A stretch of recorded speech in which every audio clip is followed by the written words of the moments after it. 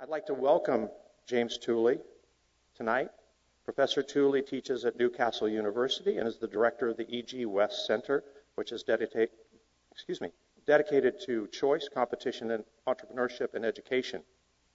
He spent over 25 years researching ways to make education more accessible, particularly among the poor. In 2000, he recognized that much of the education provided in the slums of Hyderabad, India, was provided by low-cost private schools that seemed to be more effective than the public school competition that many wealthier families were able to access. This realization led to a research agenda that covered Africa, India, and China. From this research, Professor Tooley was awarded the Gold Prize in the first International Finance Corporation Financial Times Private Sector Development Competition in September 2006. His recent book is self-explanatory, The Beautiful Tree, A Personal Journey into How the World's Poorest People Are Educating Themselves. Professor Tooley received his Bachelor of Science degree with honors in logic and mathematics and a master's degree from Sussex University, as well as a PhD from the University of London. He is the author of numerous research articles, has been featured in documentaries on BBC and PBS, and serves on several international organizations to support low-cost private education for the poorest of the poor. Please welcome Professor Tooley.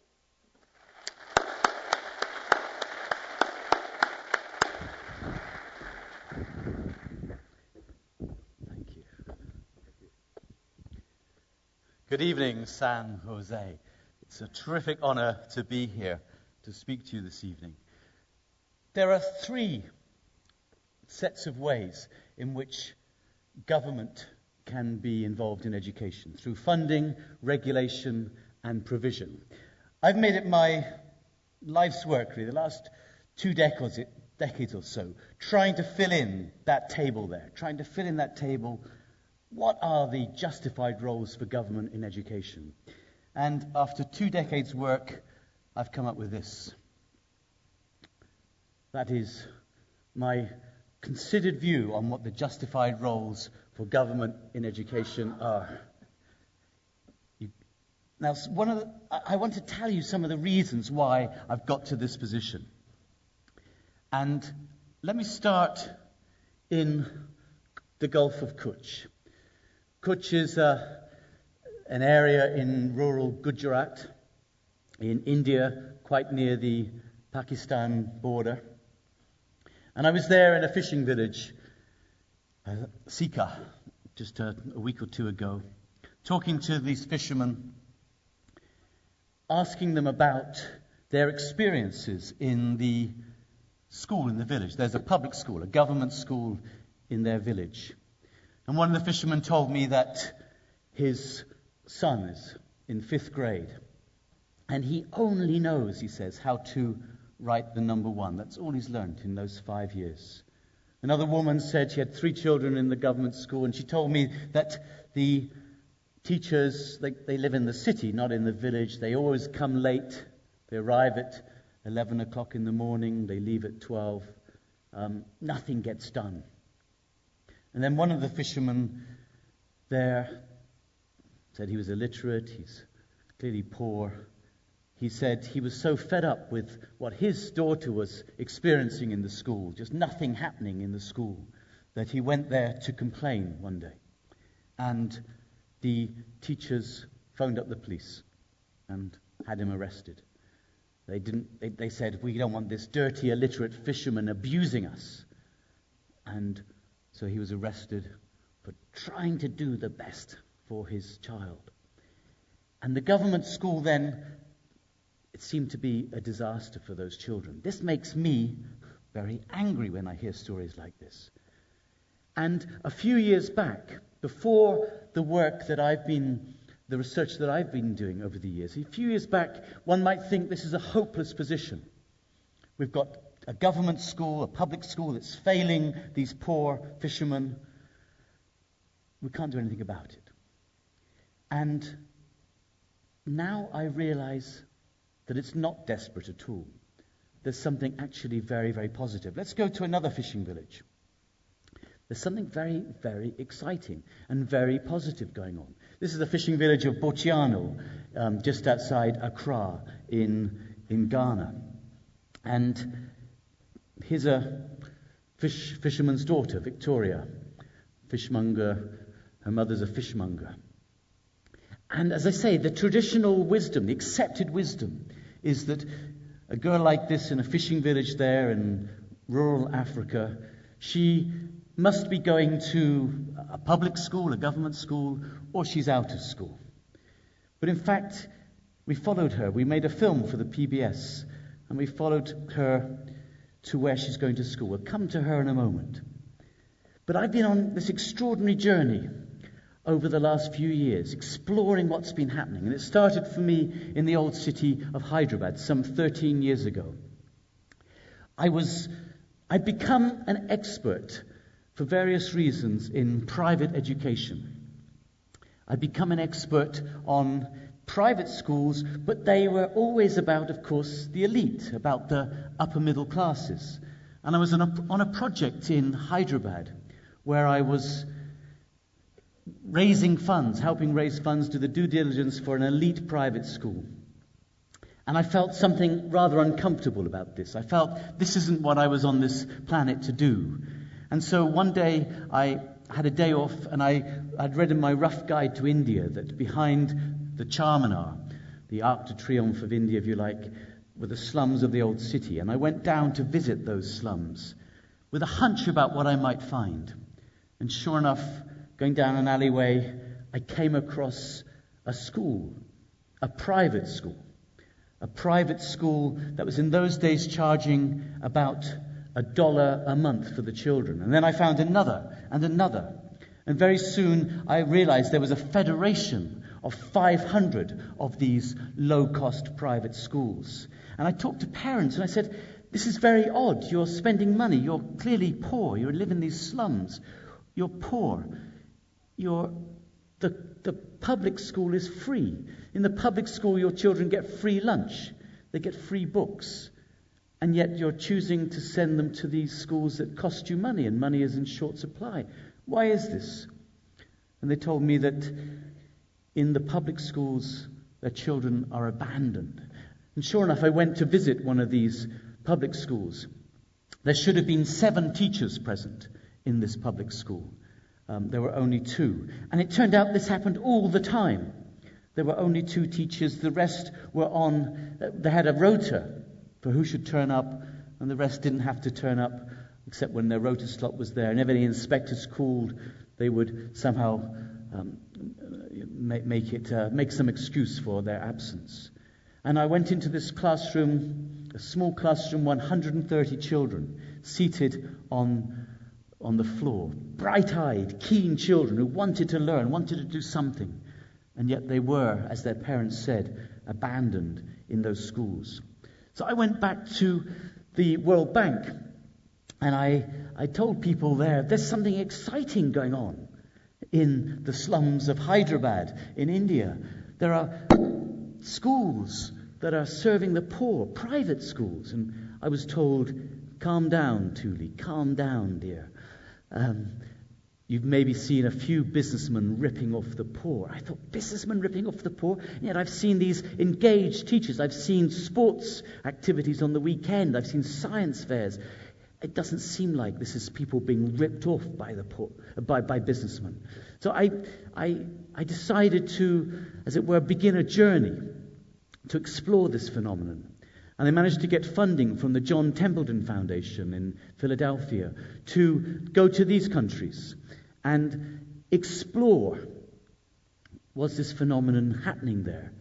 And if it was, answering these 3 questions. What proportion of children are enrolled in these low-cost private schools? And how good are they?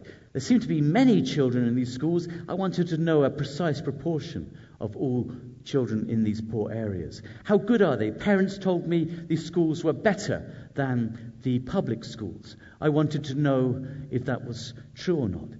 And then thirdly, once you've seen 1 or 2 of these schools, you think, okay, well, this is Must be philanthropy, must be charity, serving the poor. When you see 50, 100, 500 of these schools, you think, well, there must be some business model to make this be happening in these places. So I wanted to go on this journey to explore these three questions. And this journey took me to places like Makoko, here in Lagos, in Nigeria. It's a shanty town built on stilts stretching into the black waters of the Lagos Lagoon. And we went on a journey to get there. Now, I don't think there's any sound to this video, but you can just see the video of how we got there, and I'll describe what's happening in a moment.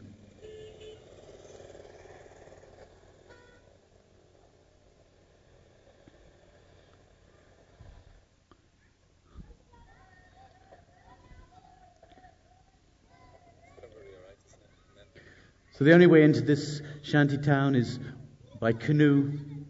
We go there. We're looking for children.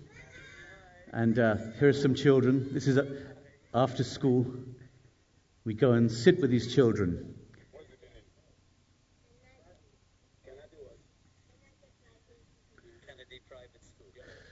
So we asked these children, this little girl, Sandra, where does she go to school? She said, KPS. What does it mean, we asked her. She said, Kennedy. Kennedy what? Kennedy Private School.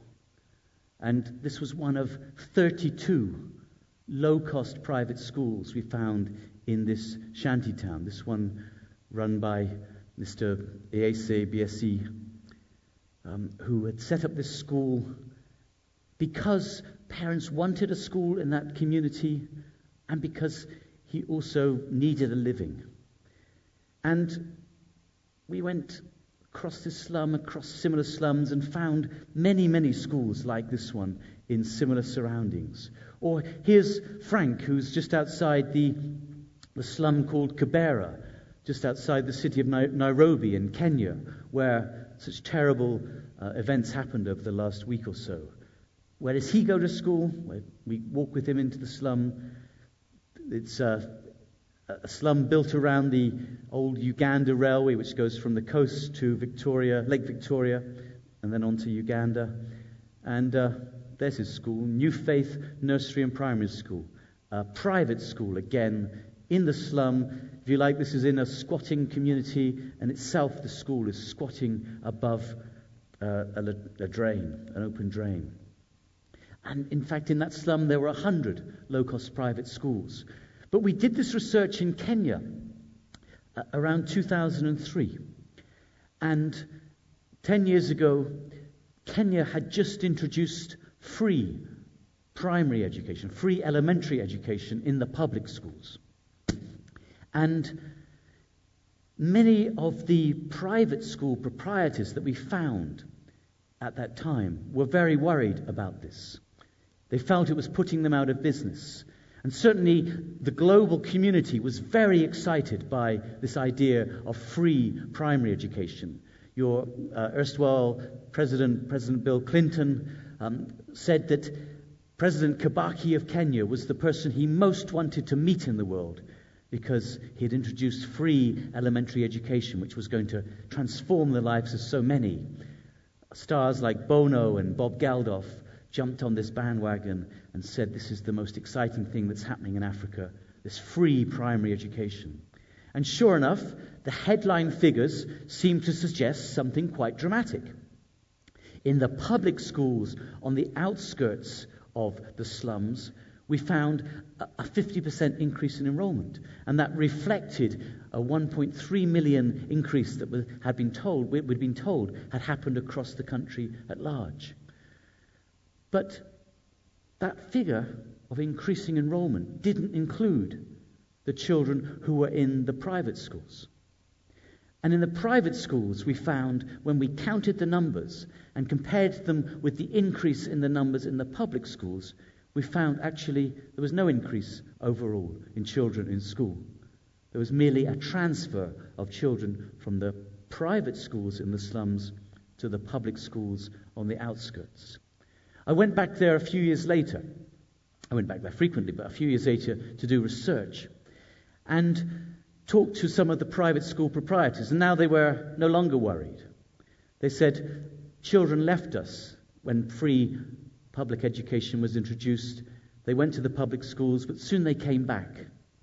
And I spoke to one father who had moved his daughter from a private school to the public school on the outskirts, and then moved, after some time, had moved her back to the private school. And he gave me, by way of analogy, he said,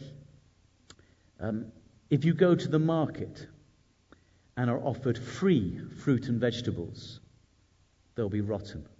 If you want fresh fruit and vegetables, you have to pay for them.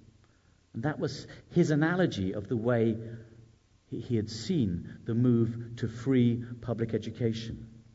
And in fact, a few years later, yes, the enrollment in the public schools had increased slightly, but the enrollment in the private schools had gone up by 130% in 4 years. These schools were everywhere, even in rural China. We did our research in remote rural Gansu province in the poor northwest of China. And I went there because I'd given a talk at a conference in Beijing.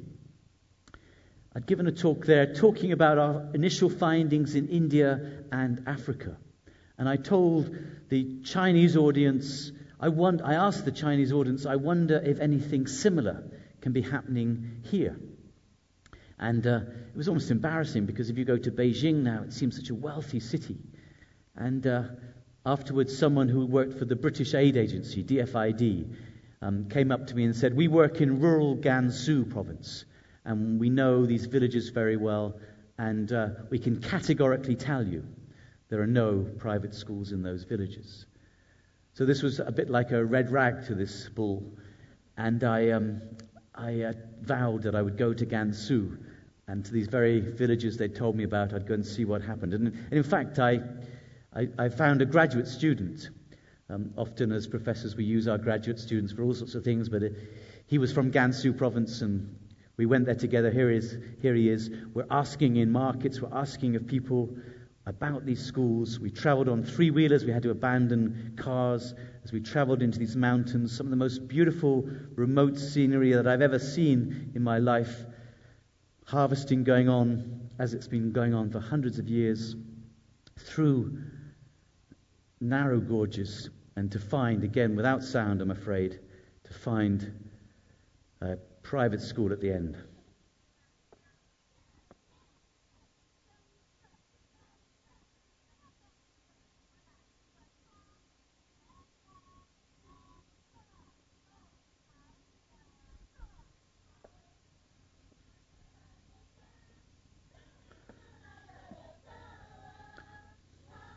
So the school choir was singing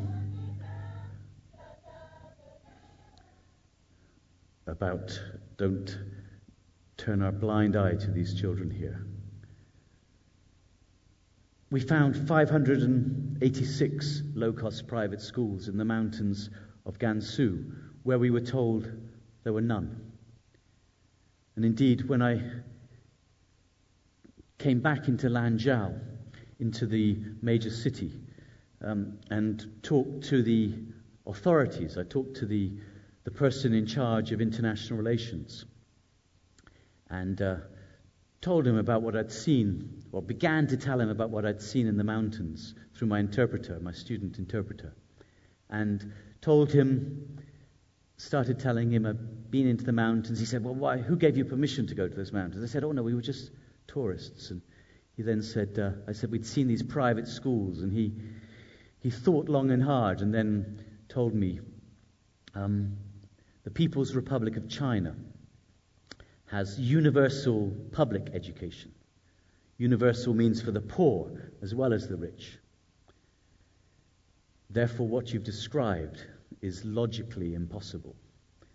I felt I was in 1984, George Orwell's there, where someone tells me I've seen something and it's logically impossible. Anyway, fortunately, we hadn't asked permission to do the research then, and we eventually persuaded him it was a good idea. And as I say, we found 586 of these private schools there. And what about Victoria there, back in Ghana, the fish Munger's daughter. Well, yes, as you guessed it, she's in school. She's not out of school. And she's in another low-cost private school. A low-cost private school run by this man, Theophilus, in this village of Borciano. When we did a film in this village, one of 6 private schools in the village, now one of over 30 private schools. And we interviewed Victoria's father, Joshua, as a fisherman. We went out on these boats at 3 a.m, came back with our catch. And Joshua told us how his house, we saw his house, right next to the public school. And he was very disillusioned with the public school. His daughter had gone there first of all. But after a while, he felt she was learning nothing.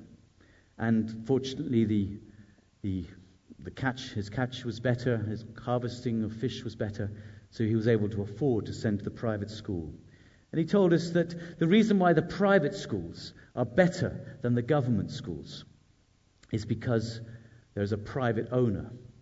If you don't teach as expected, he told us, you'll be fired and replaced. It was just the normal sort of thing he was used to in his fishing boats. If someone didn't turn up in the morning, if someone didn't fish as required, then they wouldn't be in a job afterwards. And he felt the private schools had this accountability that was missing in the public schools. Victoria told us, my parents didn't go to school. Her mother and father are both completely illiterate. I'm going to school so that I can become someone important when I grow up.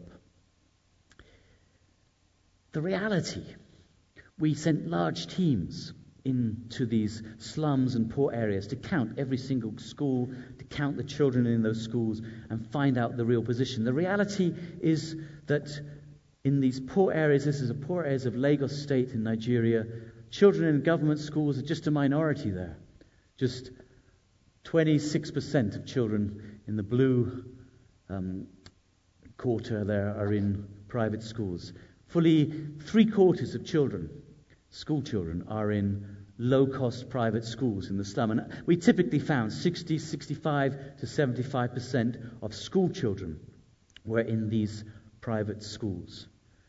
Then we've tested now over 35,000 children in each of these settings. We've tested them in mathematics, in English, and one other subject, Kiswahili in Kenya, Hindi in Delhi, Urdu in Hyderabad, and so on. And we've given questionnaires to the children and questionnaires to the parents in order to be able to control for all the background variables that are required. And we found a similar picture wherever we go. Here's the picture again from Lagos, Nigeria. Mathematics nearest me, English in the middle, social studies furthest from me. Government children, the blue, the government children are doing much worse on average than the children in the private schools. 2 types of private schools there. And even then, after controlling for all the background variables, conducting various econometric testing, including the Heckman-Lee 2-step process to control for selectivity bias, we still found the children in the private schools were doing much better than the children in the government schools. And they were doing it all for a fraction of the cost. The teacher salary, the average monthly salary of a government school teacher was 4 times that of a teacher in the private schools. So this has been something, as far as I can see, that one wants to celebrate. Here we have poor families. We have them looking at government schools, public schools, and saying they are not good enough for their children. Their children are abandoned in those public schools. But instead of acquiescing in that situation, poor families have encouraged entrepreneurs from within these poor communities to set up private schools that are better serving these children than the alternative. So this has been something to celebrate for some time. I've been writing about it in a book, The Beautiful Tree, which is being launched in paperback next week, should be available on Amazon. And I really feel that the holy grails of development, the desire for sustainability, for scalability, these holy grails of development have been met. There are at least 300,000 of these low-cost private schools across India. We predict there are 100,000 at least across Anglophone West Africa. That's Liberia, Sierra Leone, Ghana, Nigeria, and the Gambia. So the quest for the Holy Grail, if you like, has been met, and this is a wonderful situation to celebrate. We made a film for the BBC. We made a film, and the BBC, I don't know if you know the BBC well here, but the BBC is not known for its interest in what you might call market-led ideas. And I think I managed to persuade them that here was quite a soft-focused story. They could come into a slum in Africa, and they could see, I think they thought they'd see one of these private schools, and it would be quite interesting for them to follow maybe a little girl or a little boy, the day in the life of and it's a soft focus, interesting story. That was maybe how they saw the film for the first day or two. But then after we kept bumping into other private schools, and we found, as I say, there were 30 private schools in that one slum that we're focusing on. And then when we spoke to the commissioner, the Minister of Education for Lagos, and he was so complacent and even denied the existence of these private schools that we'd been filming in for a few days.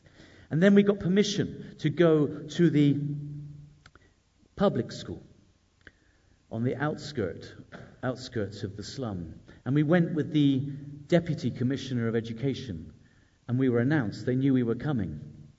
And I've put the slide up here so you know what's coming up. The first classroom we walked into in the public school, the teacher was fast asleep at his desk. The children, bless them, jumped up to welcome us. Still the teacher slept. And I wouldn't have shown this picture. I wouldn't have shown this picture as part of the film, and I perhaps would have felt more cautious about putting the voiceover of the Minister of Education saying, in the past we had problems with our teachers, but now our staff are well-trained and well-disciplined. I might have felt cautious about doing that if it wasn't something you see all the time when you go into these public schools. Teachers sleeping, teachers absent, teachers sitting outside the classroom, while children are, in the words of the parents, abandoned inside. So this is a wonderful success story in the private schools. And the public schools seem to exhibit this lack of accountability. But it is quite amazing. I told you how in China the authorities denied the existence of these schools. And that was an experience I had wherever I went around the world. I would typically arrive in a country and someone would meet me and I'd say, I'm coming to see low-cost private schools. And I'd get the response, well, in my country, private schools are for the rich, not the poor. And yet then we would go into the slums and find them. And I went to visit Muhammad Yunus, Nobel laureate Muhammad Yunus, the founder of the Grameen Bank. I went to visit him in Dhaka in Bangladesh to talk about my work. And he asked me, okay, what are you doing here in Bangladesh? And I started by saying, I'm here to celebrate the existence of proprietors who are running low-cost private schools. He said, no. Not proprietors. There are NGOs, non-government organizations. There are mosques and churches and NGOs running private schools. Nothing else. I said, no, I've seen these NGOs. Yes, they are there running schools. But what about the proprietors, if you like, the for-profit private schools? He said, no, in my country they don't exist. But I'd done my homework, and the day before I'd visited the slums and found school after school after school, just like I'd found in India.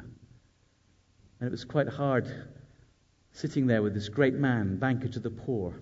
I don't know how you would have handled it. Do you say to him, I've been in your country 3 hours and I've seen something that you haven't? But their denial was there across the authorities in each of these countries that these schools didn't exist.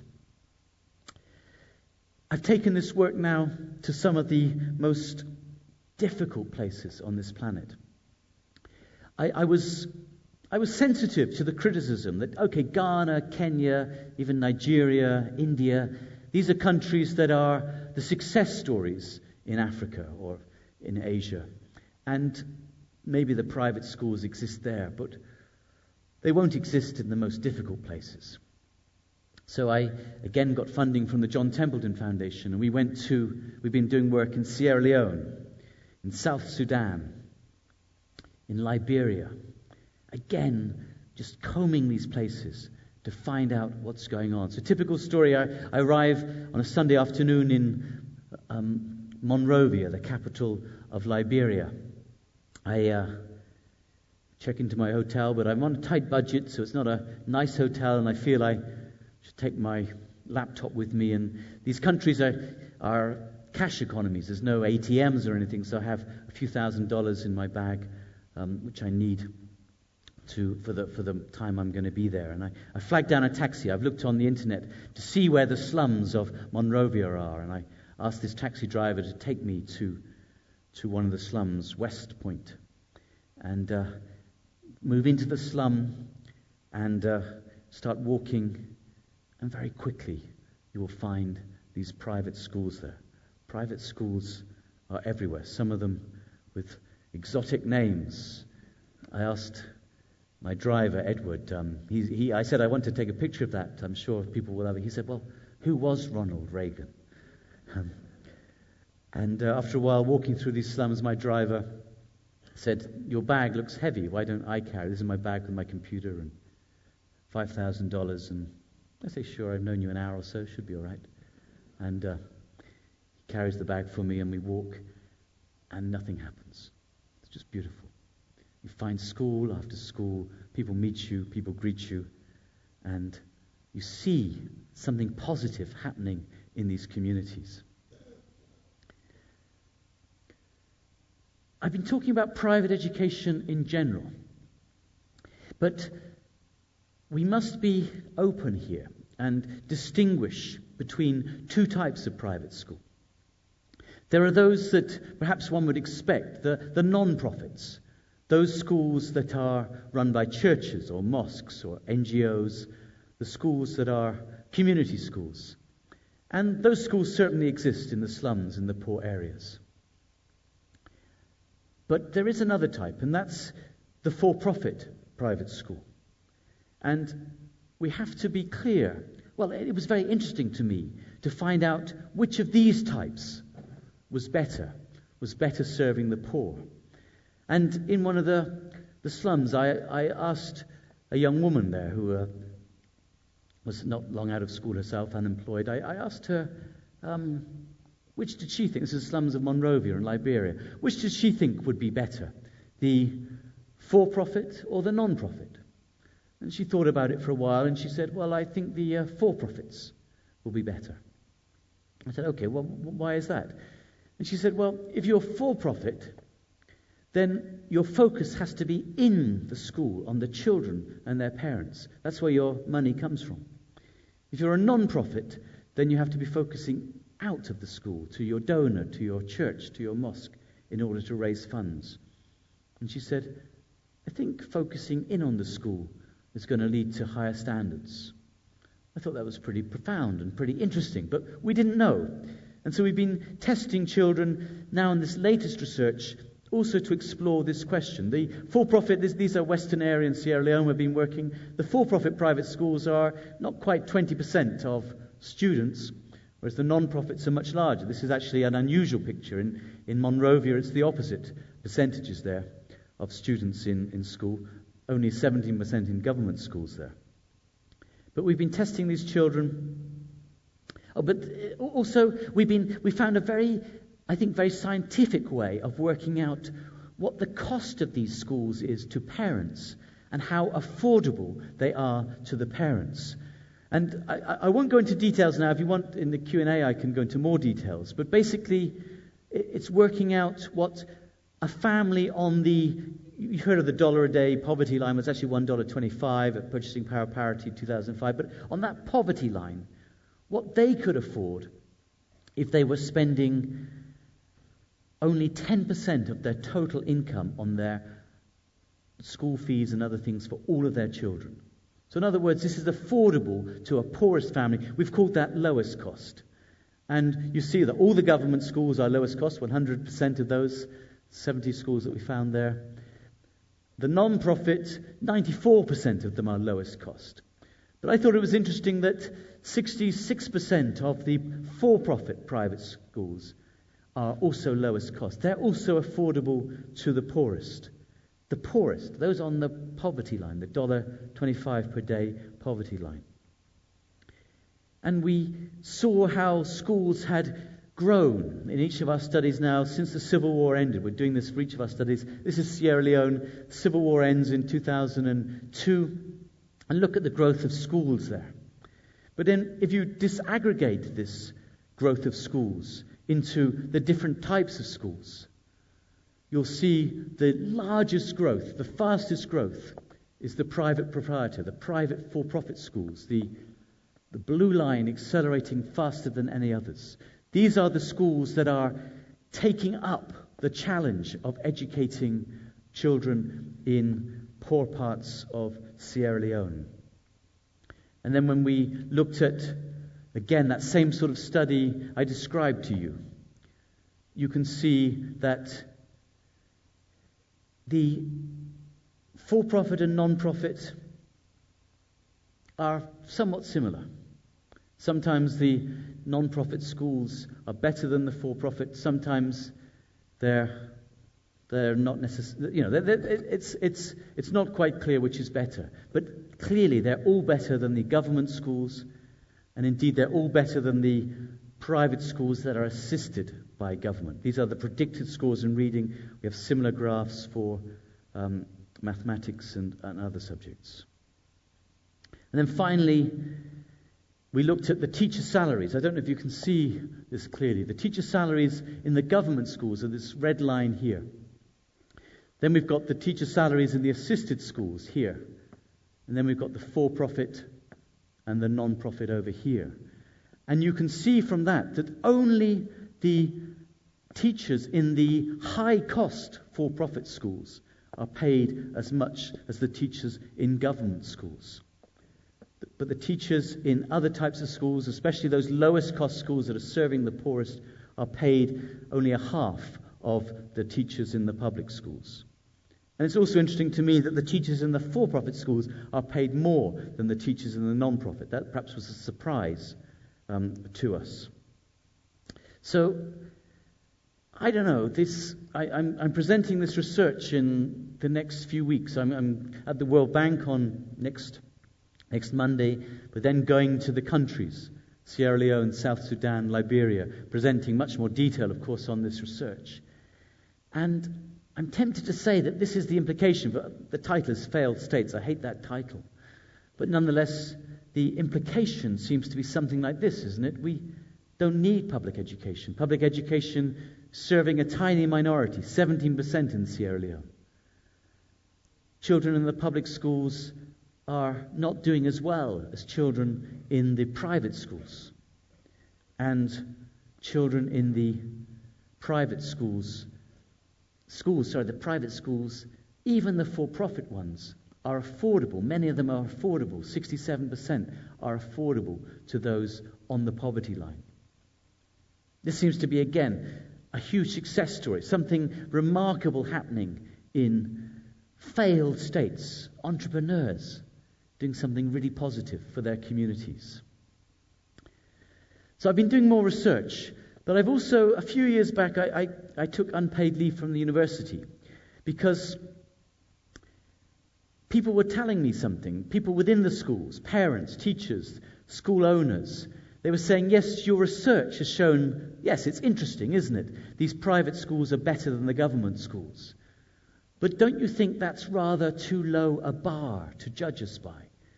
If teachers are not present, if teachers are not teaching when they should, yes, of course we're going to be better than the government schools, the public schools. But we can be better still. We can be much better than that. So I took this seriously, and I've been working on various ways of seeing how we can improve the quality of these private schools even better than the quality, their current quality.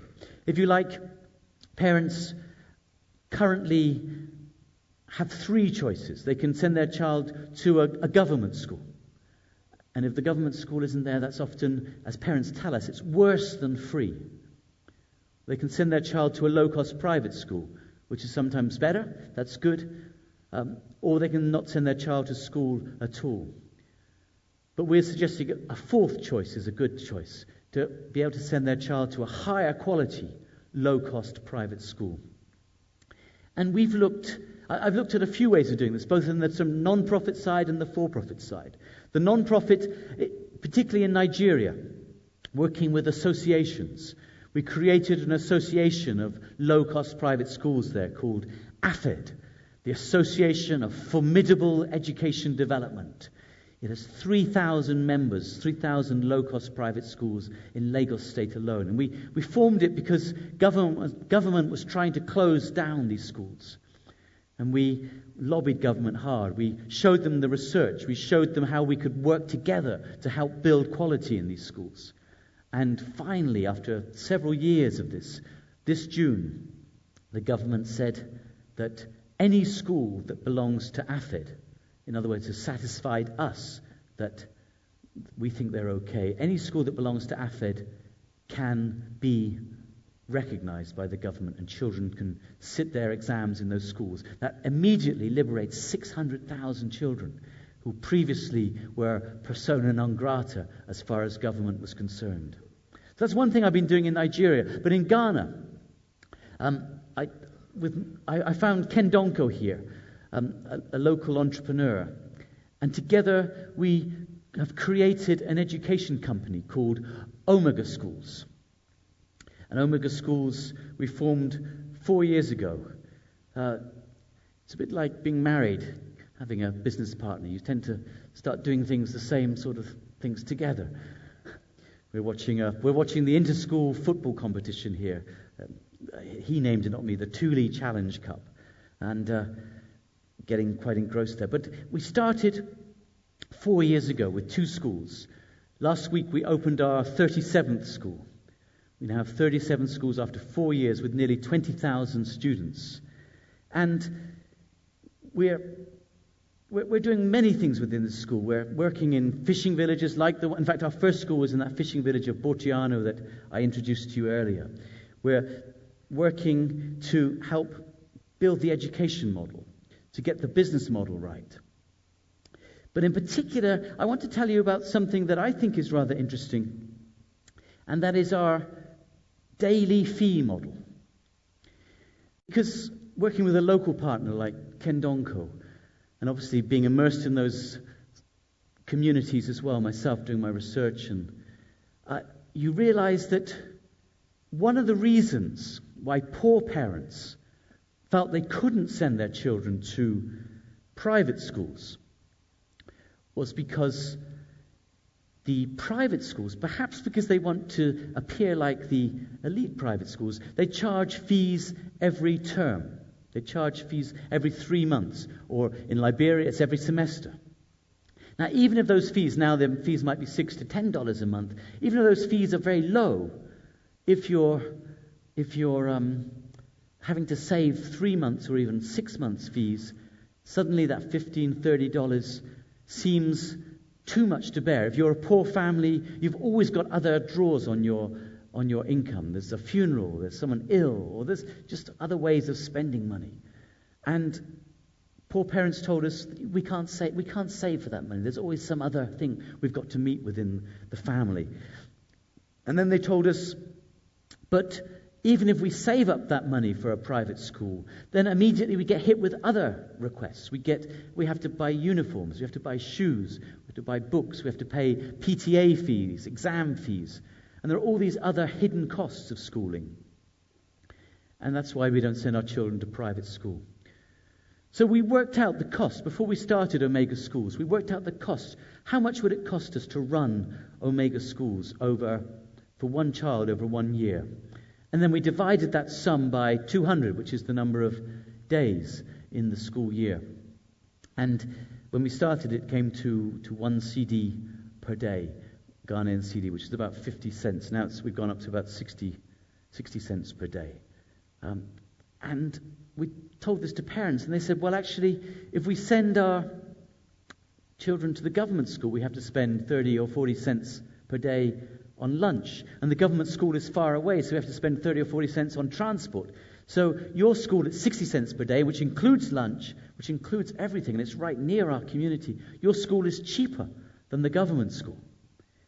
And that seems to be the way parents perceive it. This very little innovation, very almost innocent little innovation, means that when we open a school, and we've done this now 37 times, the school typically has around 300 students after a week. Then after 2 weeks, it has 450. It's at capacity. Because we draw children from other private schools, but 20% of our children come from the government schools, the public schools, now realizing they can afford this. And even more excitingly, 20% of the children were out of school before. But they now, perhaps hawking, they were hawking goods on the streets, and now they realize that actually I can hawk goods after school and afford my place in the school. So this little innovation, I think, is quite a dramatic way of changing. Even a little innovation like this is a way of changing the way private schools can extend access to the poor.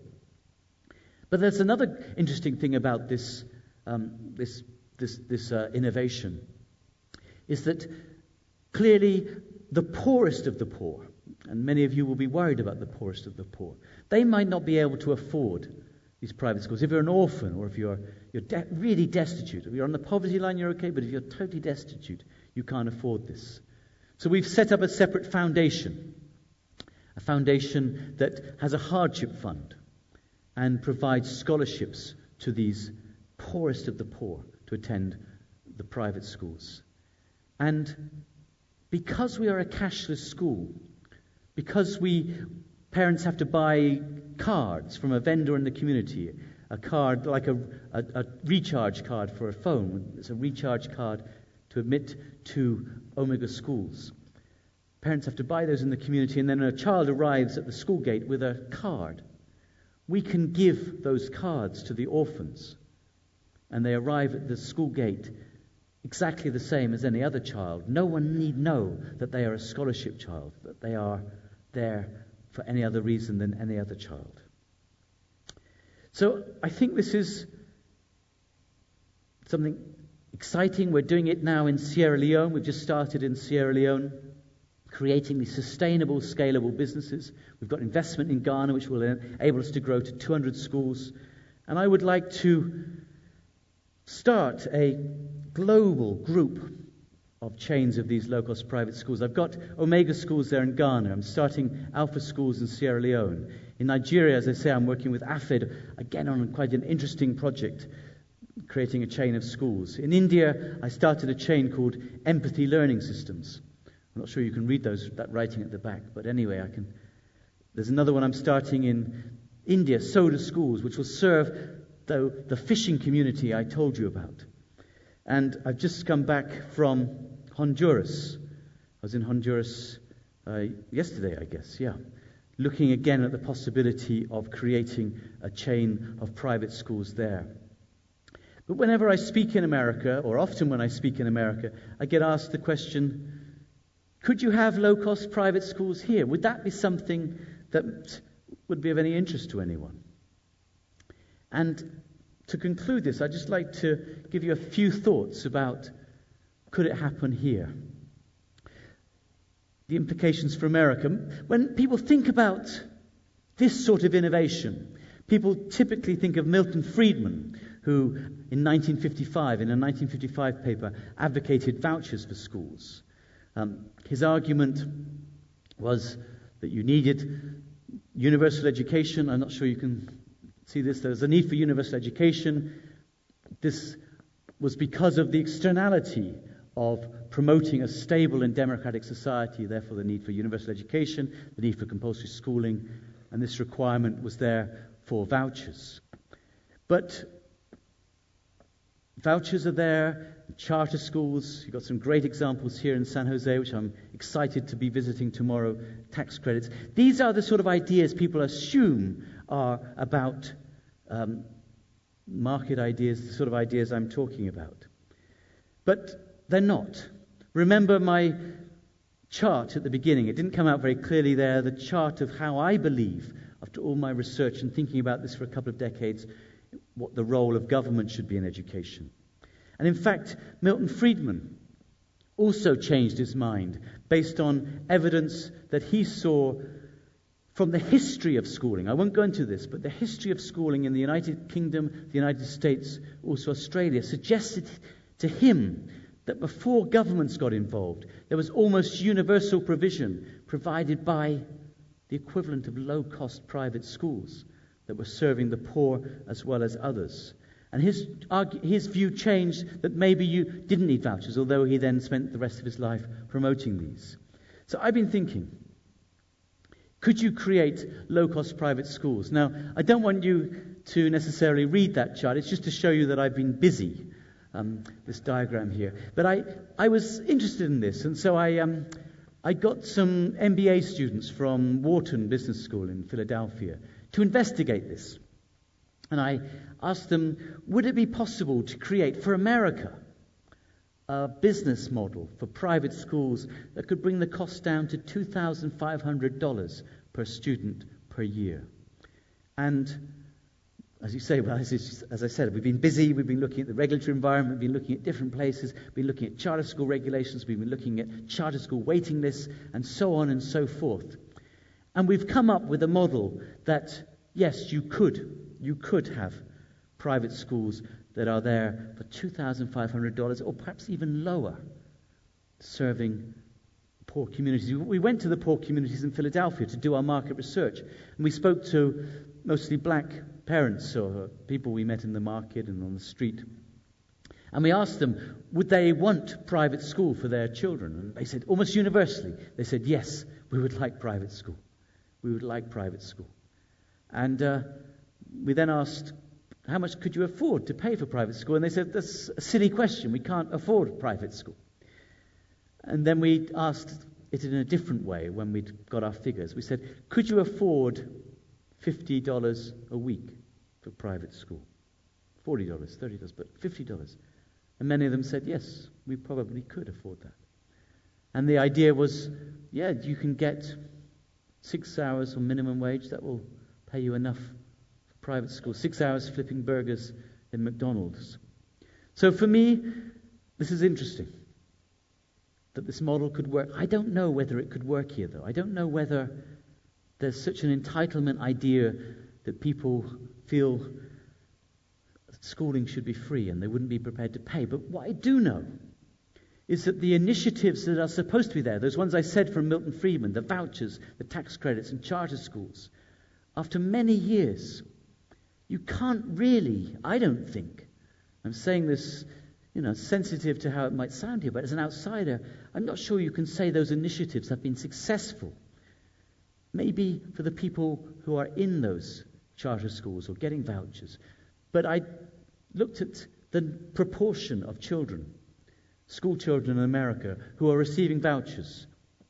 And I bet you don't know how small it is. It's 0.2% of school children in America. Since Milton Friedman's high-level advocacy, since 1955, 0.2% of children are receiving vouchers. Nearly 60 years of high-level advocacy has led to a tiny fraction of children.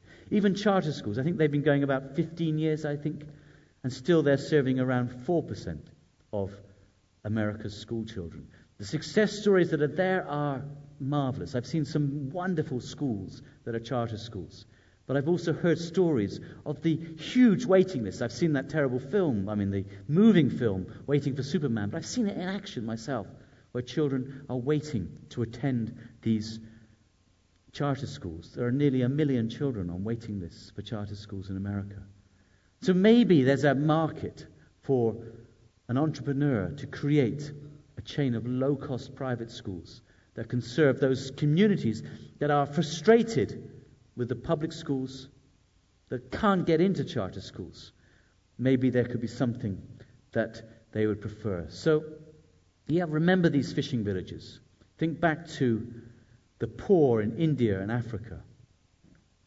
And I wonder if that's the answer. If the rest of the world can, if India, China, Africa can, I wonder if some entrepreneur might be thinking, why can't we in America do this? And as someone might have said, an unfortunate example perhaps for today, but as someone might have said, yes, we can. Thank you for listening. Thank you.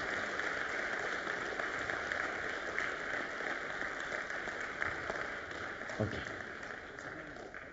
Do you have any idea what... Can I ask, because I'm new here, could people say who they are and perhaps what they do as well? Would that be okay? Sure. My name's Mike Jerbick. I lecture here in the econ department and do other things outside. Mm. I had a question. If almost secrecy was important to the survival and success of these schools, and what might happen as awareness, especially government awareness, grows that these schools are in business and that they have degrees of success. Yeah, this really troubled me when I started discovering this phenomenon, and then what to do about that. Should I just keep quiet? I mean, that was a definite option, because clearly I was afraid that governments would want to close these schools, would feel threatened by them. Certainly the reaction I got from people who said, well, private schools can never be pro-poor, so they're bad by definition. I thought long and hard about this. But I talked to people within these schools, and their view was, no, would you be our champion, if you like? Would you tell people about us? Because we know we're doing something good. We're fed up with being ignored, neglected, and sidelined. So it was a decision. It was a risk, but I think it's worked. I think it's worked well, and I think it's worked well to the extent that had we not started talking about these schools, I told you about in Lagos State, the government was wanting to close these schools down. As soon as we started talking about them, did the BBC film, published the research, started talking in conferences like this about this phenomenon, the government gets more and more reluctant to do something, especially when we're saying, look, you can celebrate this. Lagos State, for instance, you probably know the Millennium Development Goals are coming up in 2015 for universal primary elementary education. Lagos State was failing dismally on those figures. It had out-of-school children 30% or more. With our figures, we pointed out that those 30% of children, the vast majority of those are in private schools. These low-cost private schools that are off your radar. In fact, Lagos State, today, we can celebrate as having more or less met universal elementary education. It's true, only 27% in government schools. The vast majority, including those who they thought were out of school before, are in these low-cost private schools. So I think, it was a risk. I think it was a risk worth taking, and so far, fingers crossed, it's been a positive response. There has been. My name is Tony Nguyen. I'm from the philosophy department. Okay. I got two questions, actually. The first question is this. A lot of the data that you showed comparing results, you said that there were predicted results. I understand what actual results are. Tell me what a predicted result is. Yeah, so I showed you two, and they're simplified tables. So the first one I showed you for Lagos State was of raw scores where the government was worse than the private recognised and the unrecognised schools. So that was the actual results we got. Okay? Then you're a philosopher, but as the econometricians will tell you, you can then create a mathematical equation based on the variables like mother's education, father's education, wealth in the home, income, all the many variables.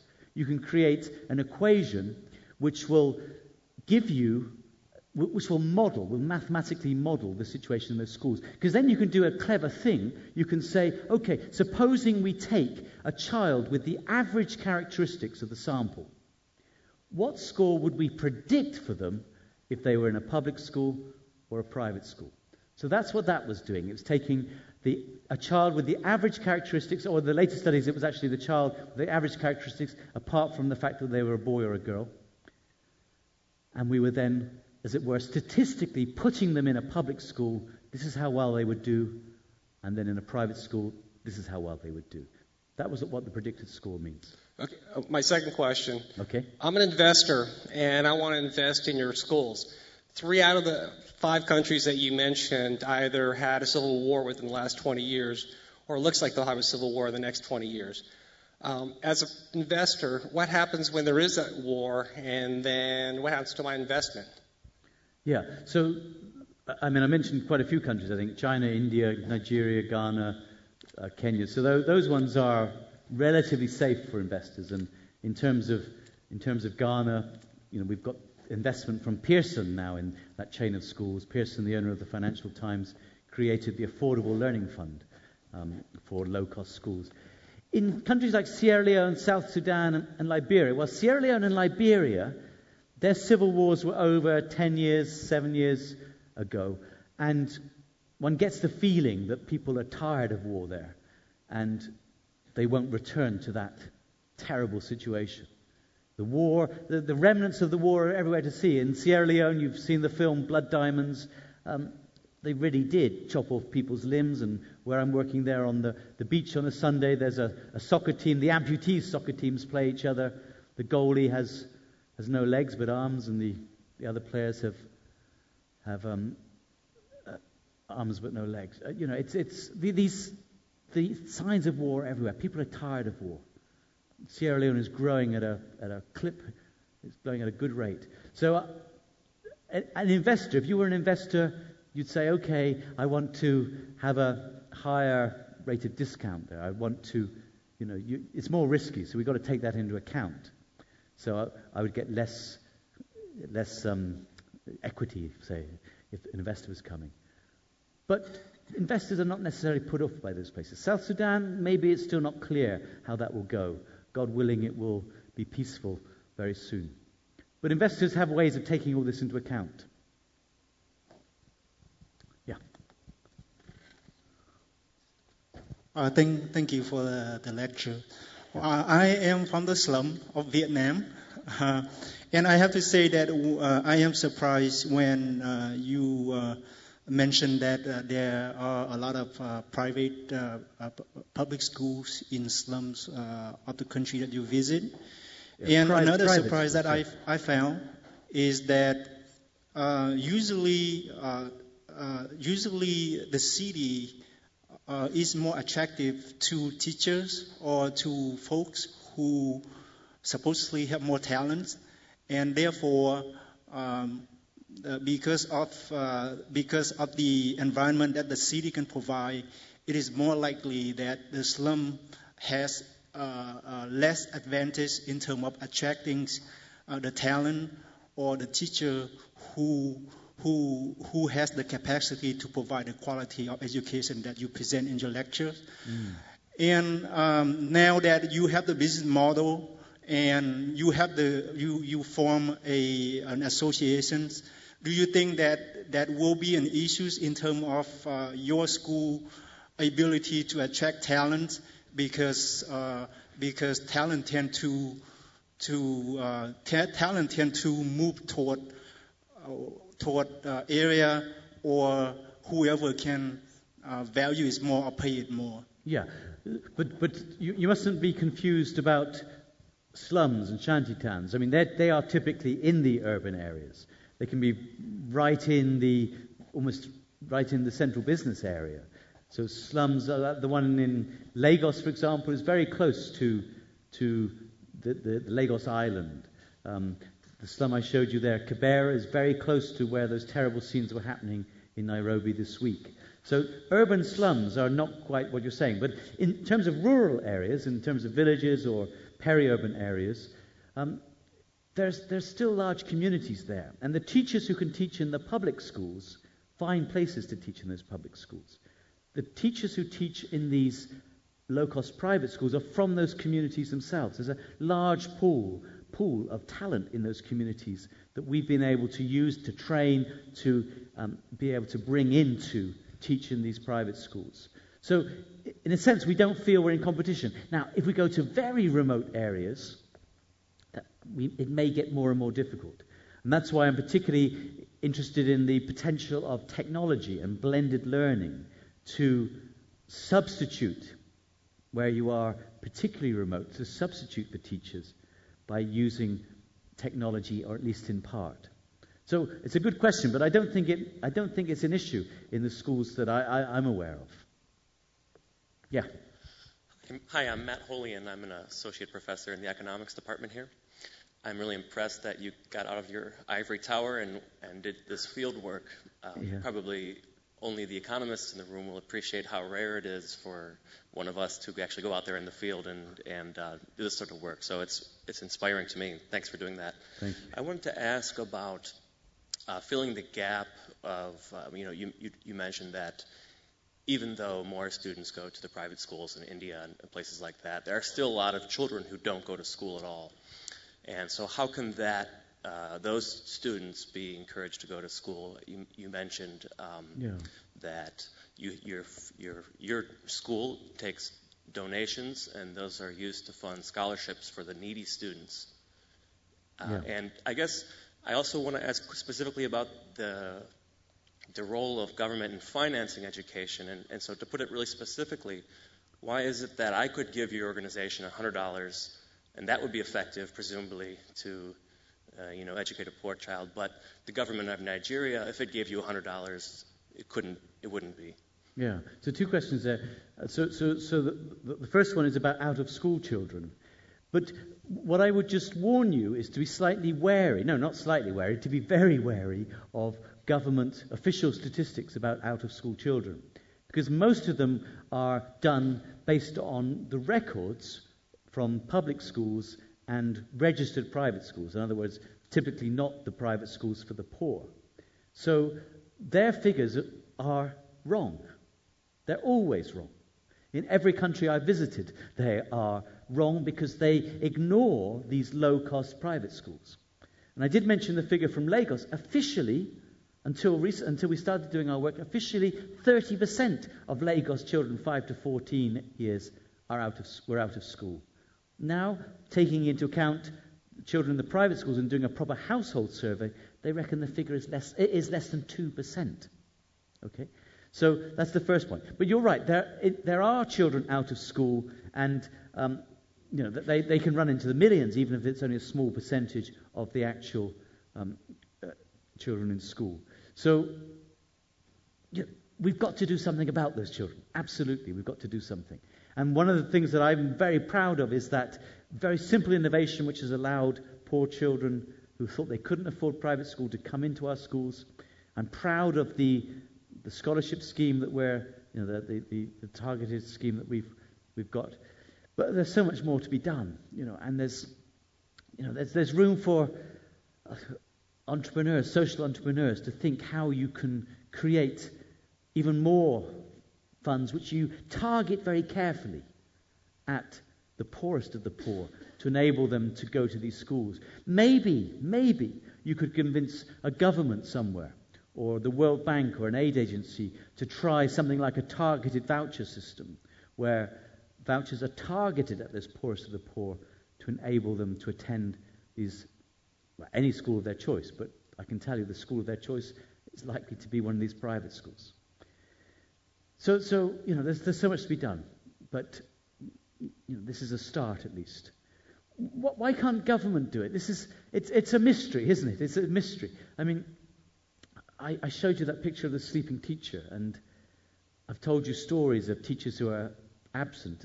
It's not just me telling these stories now. There's been lots of research showing that in the government schools, teachers are typically not teaching 50% of the time when they should be teaching. In Ghana, in India, in country after country, a similar figure comes up. And yet they're public servants. They're public servants. They must go into teaching. I don't know if anyone here wants to go into teaching, but you don't go into teaching thinking, you don't go into it thinking this is going to be an easy life, I don't have to turn up. But somehow in these countries, the whole system has become corrupt. It has become corrupt, and that culture. So you might find, I've been to a school in India, I remember well, where there was a keen young deputy principal. He was, clearly the sort of guy who would be there and teach for America, doing some great stuff. And he's there in a culture where he's alone in the school, or one or two other teachers are there. And you just fear very quickly he will either leave or he will himself become inured to it all and just become in that position. So the government system, it wasn't what I wanted to find. I didn't go there expecting to find it. I didn't go there wanting to find it and wanting to praise the opposite. But it's the experience time and time again. The government system is not working, but that isn't a reason to despair. There's another system which is working, and we can really focus on that and celebrate it and see how we can help it improve. Hi, my name is Adam Stepanovic, and I'm a student here at San Jose State. And I have a question that sort of is in the general area that Professor Hollian's question as well. But I worked in disabilities in education in developing countries for several years, and we worked with both many private schools in the developing countries, because as you're showing that there are a majority of private schools, and that's what we found. And then we had the other NGOs and other public schools, and we found that disabilities were sort of the tip of the iceberg on discrimination in many of the private schools, and it was pressured from the outside community that, well, we can't accept, I was working with blind children, we can't accept blind children because it costs too much to educate them, and then they were kind of pushed out into the fringes. And the other side was that in rural China, actually, we had a problem with the blind children being, quote-unquote, bad luck, and so the community would pressure the private schools to not accept these students, and then they put their hands up and said, well, we won't accept them. So I was wondering what your experience with disability or excluded children, because... Yeah, and this was in rural China. Where else did you see this? We saw it in Africa, we're mainly in the Horn, and then in Latin America, throughout the area. Yeah. I mean, I've had mixed experiences along these lines. I've seen quite a few schools. When I first found this phenomenon in India, that very first visit, in fact, I was proudly shown. Some of the proprietors took me around their school, and it was excruciatingly embarrassing, because they would come down to a child in the audience, in this class, and make them stand up and say, look, this guy, he's got no legs, or look, this guy is blind, or he's stupid, very dull, as they would say. And it's excruciatingly embarrassing. But they were proud of the fact that they were catering for children from all over the community. And as I've seen that quite a lot, but catering in a very, not a sophisticated way, not catering for their needs at all, but at least including them.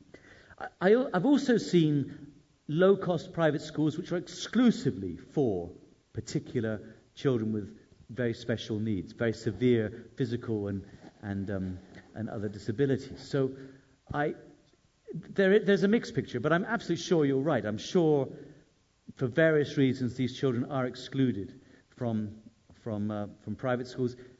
The key question then, which I think we have to ask ourselves, is when we're looking at a model for development, we say, are they also excluded from the public schools? And typically, I think they would be excluded. So here's a challenge to us. How do we include those children in some educational environment? How do we make the environment more inclusive? That's a challenge, again, for an entrepreneur. You can work within the public system, and you can do what you can there. I don't believe in these countries I'm talking about you will get anywhere. But it's quite simple for someone with an entrepreneurial bent to say, okay, I'm going to set up a low-cost private school chain, just like I've done in Ghana. I'm going to start, and it's going to be for children with really special educational needs, only for those, or including those, or whatever you think will be the right way of doing this. You can raise investment, you can raise donations for this. I'm sure that an entrepreneur can succeed in this way. So I agree with you. There's a problem, But I think the private entrepreneurial route could be the way of solving it, not the public route. Hi, I'm Tom Means. I'm also in the economics department. So one of the things that makes schools more competitive, whether it's public or private, is the monopoly of allowing kids to go choosing what school they go to. Yeah. And so for universities, Milton Friedman used to make the argument, our universities are pretty good just with one little adjustment to the market structure, which is, kids can choose where to go to school. Yeah. Whereas at local schools, that's generally not a choice from K through 5 or 6, and parents seem to prefer having their kid go to a local school. And so schools develop monopolies, and they restrict competition, and so you end up with different land values, and and so if you want to go to a good school, you just pay more for land and pay. In this area, it's the west side of town where all the good school districts are, and then the east side. So was that restriction in part of the schools that you looked at? Did they have restrictions on location or where you would choose to go to a public school and so forth? So I'm just curious because I think, here the system of vouchers isn't going to work unless kids can cross boundaries and things like that. Yeah. No, it's a very interesting question about, I think you call it zoning here, don't you? We call it school catchment areas in England. And there's some really interesting work done by an economist, John Lott, some 20 or 30 years ago, I think, who showed that, I think almost universally, where you've got public systems, you have zoning. And he explored some sort of public choice reasons why that might be, and I think to do with, it's more convenient, it's easier for the administrative system and for the teachers if that happens. I have no particular view on this, although I know that it happens universally, and it leads to this, as you say, this terrible thing that you can be rich, you can be upper middle class, and say, I'm proud of sending my children to the public schools, without admitting that you send the child to a public school in your elite district, you've paid for the school through your house price rather than the school fees. And that's a terrible side effect. And it excludes the poor. Excludes the poor, as you say. In the places I work, it wouldn't be as strict as that. So there wouldn't be that very strict zoning requirement. But nonetheless, there's certainly... The other side of that is there's no accountability if children don't go to that school. This is the key. So zoning is one side. Again, we call it per capita funding. It's where the money follows the child, even if it's not through a voucher. At least if your school's got 400 children, you get different salary, you get different income for the school than if your school has only got 200 children. That's not the case in any of these places. And over the course of the 10 or so years I've been doing this research, I've seen something extraordinary happening in the poor parts of Hyderabad, the city in India I visit most often. The public schools, I told you that story at the beginning, 130 kids in a class. Those public schools have systematically been emptied of children. I was taken to a school once where I couldn't believe this, but there were 27 teachers and 25 pupils. Because the children are all gone. And yet those teachers were still paid the same, the principal was still paid the same, no one blinked an eyelid, So zoning is one matter, per capita funding. Those are reforms that could improve the public school system. Breaking that monopoly, allowing competition. But again, it goes back to what I was saying about earlier. If you've got this idea of improving public education, people have been trying to do this for decades in the countries I described to you. And they've singularly failed to introduce these reforms because whoever's there, the bureaucracy, the unions, whoever else, would not allow those things to be introduced. So, yes, you can improve public education. It doesn't seem to be a way in these countries. Hi, I'm a student in San Jose State University, and I'm studying international business. My dream is providing education in Africa. But when I think about the future for the children who have education. I don't think they have a lot of job opportunities in Africa. You don't think what, sorry? Job opportunities. Right. And when I think about so providing education could make children unhappy because they will have desires and they might not be able to continue studying. Yeah, I mean, if I've understood you correctly, you're saying that providing educational, schooling opportunities for children in some of these poor countries I'm describing actually could be very frustrating and negative for the children involved because there are no jobs at the end of it, so they become schooled, they've got their credentials, but there's nothing for them to go to. Now, this is a serious problem. This is a serious problem, and I'm not one of those people who says that in order for a country to develop, education is the way of development. A lot of people say that very glibly. It's false for precisely the reason you say. If a country's economy is stagnant, if there's no investment, if there are no jobs, that's not going to make a country develop. You're going to have lots of over-certified, unemployed people. And that's a serious problem. So what I'm doing, it's frustrating in life, isn't it? You're just doing one tiny bit. There've got to be other things going on in the world that can create development. There's got to be an open investment climate in a country. There's got to be the rule of law. There's got to be peace and security. Those things. But education, if you like, is a necessary but not sufficient condition for development. I think that's a very important point. But I would just add this, that in terms of what we're doing in education, we're trying in the schools that I'm involved in, we're trying to introduce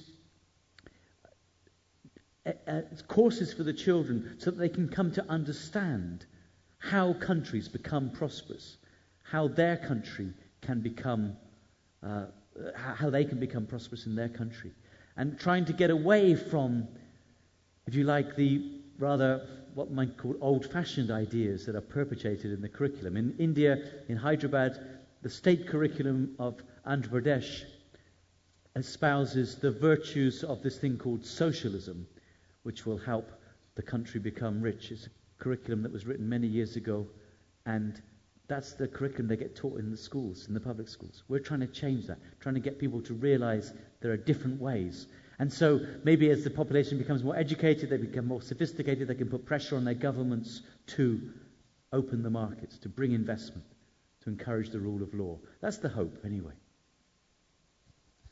I'd like to thank you all. We've come to the end of our time tonight. Thank you all for coming, and let's have a round of applause for Professor Tooley. Thank you. Thank you for coming. If you have other questions, feel free to join us over at Flames, and look forward to our next provocative lecture in November on the 14th. Thank you.